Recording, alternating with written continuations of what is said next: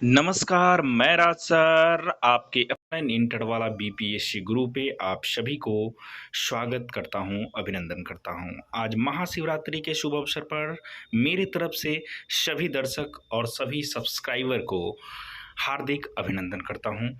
आशा करता हूँ जो भी शिक्षक अभ्यर्थी टीआरई 4 में शामिल है या तैयारी कर रहे हैं, उन सब की महादेव की दया से, भगवान शिव के महिमा से आप सभी लोग टीआरई 4 में ज़रूर सफल होंगे, मैं इसकी कामना करता हूँ। मेरे प्यारे शिक्षक मित्र, मेरे प्यारे शिक्षक अभ्यर्थी, एक बार इस चीज़ को देखना ज़रूरी है। क्या निकल कर आया है खबर? टीचर ट्रांसफ़र को लेकर एक निर्देश जारी हुआ है। बैठक में एक सख्त निर्णय लिया गया है। फिर भी इसमें आप थंबनेल से ये देख रहे होंगे क्या लिखा हुआ है, फिर भी नियम स्पष्ट नहीं है। इन सब चीज़ों के बारे में मैं बेहद तरीके से जो है ना बात करने वाला हूँ। सैलरी सबकी 15 अगस्त के पहले, ऐसे बहुत सारे शिक्षक हैं जो सैलरी का इंतज़ार कर रहे हैं। खासकर टीआरई 3 वाले ऐसे शिक्षक हैं जिनका 2.5 महीने से ज़्यादा हो चुका है, लेकिन अभी तक जो है लगभग 3 महीने होने वाले हैं, अभी तक जो है सैलरी का कोई अता पता नहीं है, सैलरी नहीं आ पाया है। बहुत सारे ऐसे शिक्षकों की सैलरी आई है, पीआरटी 125, 628 की सैलरी आई है, कुछ टीजीटी की भी सैलरी आ गई है 9th-10th वाले की, लेकिन अभी 10% ही मान लीजिए कि अभी 10 से 15% या 20% ही सैलरी आई है। 80% ऐसे शिक्षक जो हैं अभी इसके इंतज़ार में हैं। मुझे पता है कि आप सभी लोग इस कष्ट से घर चला रहे होंगे, क्योंकि अभी जब सैलरी की बात ही नहीं हुई है, अभी सैलरी आई नहीं है, तो कर्ज लेके ही काम चल रहा होगा, ये मुझे पता है, ठीक है ना। और सभी चीज़ों के बारे में बात करने वाला हूँ, जैसा कि नीचे एरो देकर दिया गया है, देखिएगा। नियुक्ति के 5 साल तक स्कूल क्या है, शिक्षा विभाग तैयार कर रहा है। शिक्षकों के तबादला नियमावली अभी स्पष्ट नहीं हुई है, ठीक है। तो आप लोगों ने ये थंबनेल देखा, और इसके अंदर मैं एक चीज़ बता रहा हूँ जो बहुत ही इम्पोर्टेंट है मेरे प्यारे शिक्षकगण। अगर आप मेरे चैनल पे नए हैं तो कृपया चैनल को ज़रूर सब्सक्राइब कर लीजिएगा। आशा करते हैं आप मेरे चैनल को सब्सक्राइब, लाइक ज़रूर कर देंगे, ताकि आगे के आने वाले ऑथेंटिक वीडियो आप सही से देख पाएंगे। क्योंकि आपको पता है मेरे द्वारा वीडियो ऐसे जारी नहीं किया जाता है जब तक मैं उस पर स्पष्ट गहन नहीं कर लेता हूँ, रिसर्च नहीं कर लेता हूँ। आप सभी लोग देख रहे हैं, शिक्षा विभाग तैयार कर रहा है शिक्षकों की तबादला नियमावली। अभी स्पष्ट नहीं है नियम, हालांकि स्पष्ट रूप से ये कायम नहीं हो पाई है। नियुक्ति के 5 साल तक, ठीक है ना, ये थोड़ा सा जो है नियम झकझोर देने वाली है। नियम 5 साल तक स्कूल शिक्षकों का नहीं होगा तबादला, ये थोड़ा सा कष्टदायक है। ये थोड़ा क्या, बहुत ज़्यादा कष्टदायक है। ये कष्टदायक इसलिए है कि जब 5 साल तक तबादला नहीं करना था, तो बीते समयों में जो तबादला हुआ है उन सब शिक्षकों को क्यों हुआ है, ऐसा भेदभाव क्यों? दूसरा कि बचे हुए भी शिक्षक हैं, ठीक है, तो उनका 5 साल तक तबादला क्यों नहीं? क्योंकि आपने तो एक ज़िला से दूसरे ज़िला में 300, 400, 500 किलोमीटर तक भेजा है, वो कैसे रह पाएंगे, ठीक है ना। तो ये एक गैर जिम्मेदाराना चीज़ें हैं। हम उन सब चीज़ों पे देखिए नीचे क्या लिखा हुआ है। नियुक्ति के तिथि से 5 साल तक बिहार के सरकारी स्कूलों के शिक्षकों का तबादला नहीं होगा।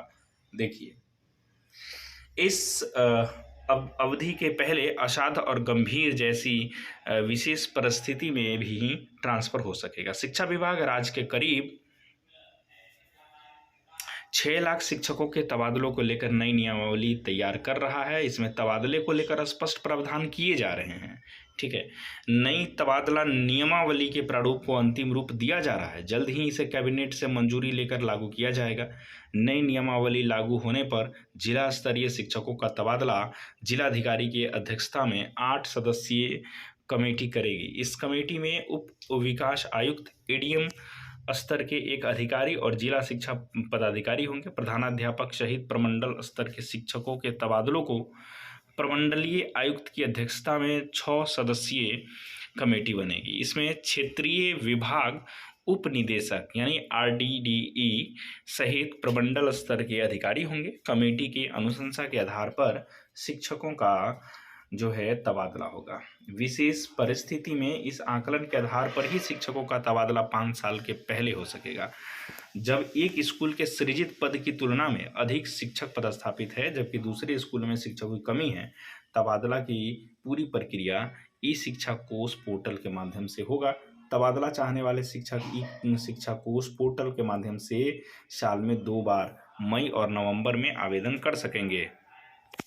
ठीक है, आप देख रहे हैं अभी राज्य में विभिन्न कोटि के शिक्षकों के तबादले के लिए स्पष्ट नियमावली नहीं बनी है। ठीक है, इसलिए विभाग सभी कोटियों के शिक्षक को मसलन पुराने शिक्षक, ठीक है ना, पुराने शिक्षक, विशिष्ट शिक्षक, विद्यालय अध्यापक, प्रधानाध्यापक, प्रधान शिक्षक के लिए समेकित तबादला नियमावली बन रहा है। 2006 से राज्य में नियोजित शिक्षकों की बहाली के बाद से ही शिक्षकों के तबादले को स्पष्ट नियमावली नहीं तय हो सकी है। विभाग द्वारा अलग अलग नियमावली बनाई भी गई थी लेकिन लागू नहीं हो सकी। पिछले 1 साल से शिक्षकों के तबादले के लिए कई निर्णय और आदेश निकलते रहे हैं। हाल में एक शिक्षकों का तबादला अलग अलग आधार पर किया गया। इसमें बीमारी, दूरी, ऐच्छिक, परस्पर आदि श्रेणियों में तबादले हुए हैं।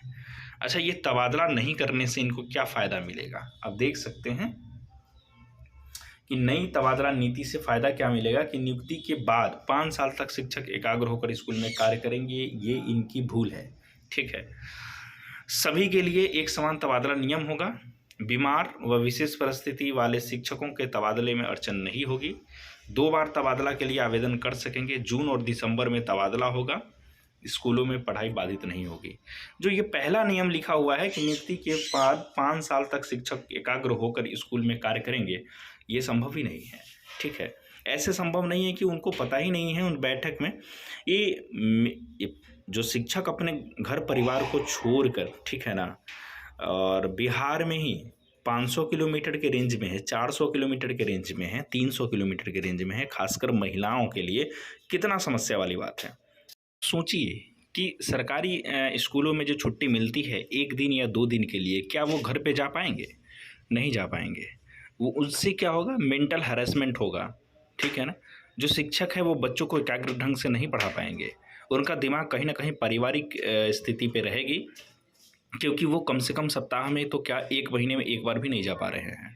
ठीक है, अगर महीने या सप्ताह में 1 बार भी जाने का ये सिलसिला होता, ऐसा संभव होता, तो उतना मेंटल हरासमेंट नहीं होता, उतना टेंशन नहीं होता। ठीक है, और ये एकाग्र होकर पढ़ाने की बात कर रहे हैं। कोशिश तो करेंगे लेकिन इतना नहीं हो पाएगा। ठीक है, इसलिए शिक्षा विभाग से आग्रह है कि इस चीज़ का कम से कम ध्यान रखा जाए। जो खासकर दूरी पे हैं उसका तबादला किया जाए। अगर यही करना था, ठीक है, तो जिला में रखते, ठीक है, अपने ही जिला में रखते। आप 5 साल तक आप नहीं करते, 10 साल तक आप ट्रांसफ़र नहीं करते, कोई बड़ी बात नहीं थी, क्योंकि 1 दिन की छुट्टी होने पर वो घर जा सकते थे।